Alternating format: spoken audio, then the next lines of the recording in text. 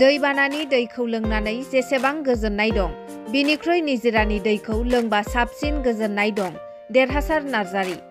तामुलपुर जिल्ला बिसानि नैथि बोसोरारि गेट टुगेदार हाबाफारिनि दिनै गिबि सानाव मोसानाय आरो मेथाइ रोजाबनाय बादायलायनाय हाबाफारिखौ दिनै नावकाटा बैसागुसालिनि नब्लाङाव खुंफुंबाय।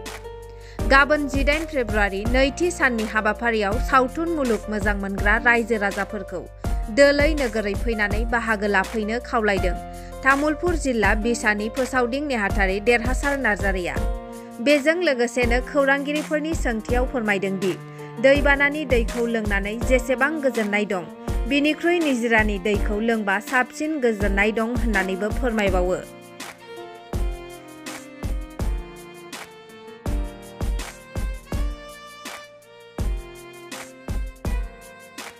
जिल्ला बिसायाव गेट टुगेदार खुंनायनि थांखिया मा?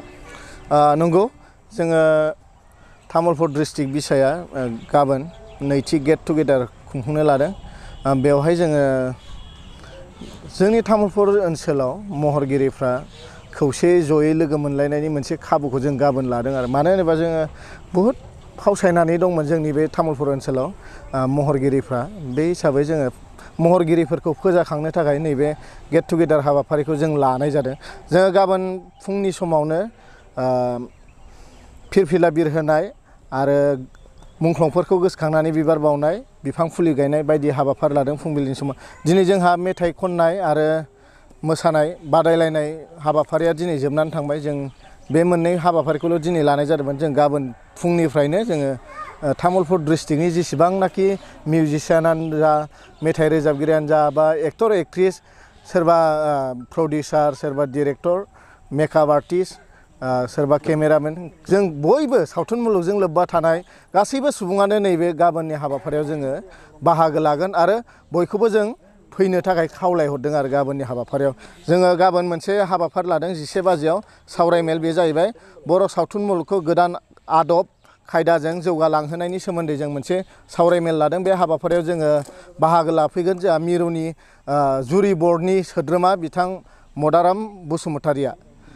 लोगोसे जोङो सावथुन मुलुगजों जोंनि मिरु लेभेलनि सानै आलासि जों लेंदों।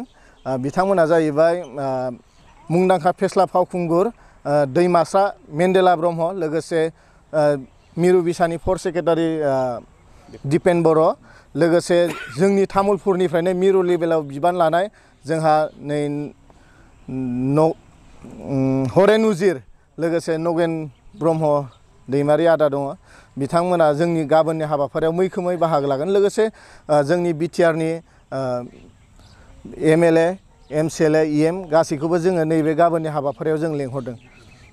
जों मबाइलजोंल' माने भाइरेल जानाय, दा बे बिथिङाव बबेखौ नोंथांमोना प्रिफारेन्स होनो थाखाय? जोङो बुंनो थाङोब्ला मबाइलजों भाइरेल जानायावथ' इसिबां साननानै नायोबा जेबो भेलु गैया। खिन्थु बुंनो थाङोब्ला गाव सेक्रिफाइस खालामनानै जेरैबायदि मोनदांबोदों बिसोरनि फिथाइया, खस्थ'नि फिथाइया गोदैसिन। खिन्थु ओरैनो भाइरेल जालाबायनानै मोननाय फिथाइया गोखा जाहैयो। मानो होनबा बे दै बानाया अखा हायोबाल'सो बोहैयो, खिन्थु निजिरानि दैया अराय सम बोहैयो।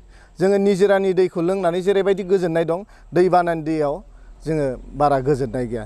बेबायदि फिथाइखौ जों मोननो हायो आरो दा बेखौनो लानानै जोङो गाबोन बर' सावथुन मुलुगखौ गोदान आदब खायदाजों जौगाहोलांनायनि सोमोन्दै गुवारै सावरायनायनि गेजेरजों बे हाबाफारिखौ जों लाखादों आरो बे आयदाखौ। बे हिसाबै गाबोन बेफोर आयदाया गासिबो थांजोबगोन आरो जेरै भाइरेल जानाय बा ओरै गाव खस्थ' खालामनानै मुं मोनबोनाय, बेफोरनि गेजेराव बेफोर आयदायानो फैखागोन आरो गाबोन। लाइमोनफोरनि थाखाय मा खावलायगोन? लाइमोनफोरनि थाखाय आं बेखौनो खावलायनो सानो, जोंनि नैबे सावथुन मुलुगजों बयबो लोब्बा ला, बा जोंनि सावथुन मुलुगनि खामानि मावनायफ्राव बयबो बाहागो ला आरो बयबो सावथुन मुलुग आफाद बिसानि संबिजितखौ बयबो फल' खालाम आरो बिसानि जिखिनि एगजिकिउटिभ मिटिं बेफोराव बाहागो लानानै सावथुन मुलुगा मा बुस्थु बेखौ नोंथांमोना गोथौयै हाबनानै नाय, अब्लानो नोंथांमोना बुजिगोन आरो सावथुन मुलुगनि खामानि मावनायाव बयबो फै, लैहोर लैहोर बाहागो ला, आं बेखौनो खावलायो।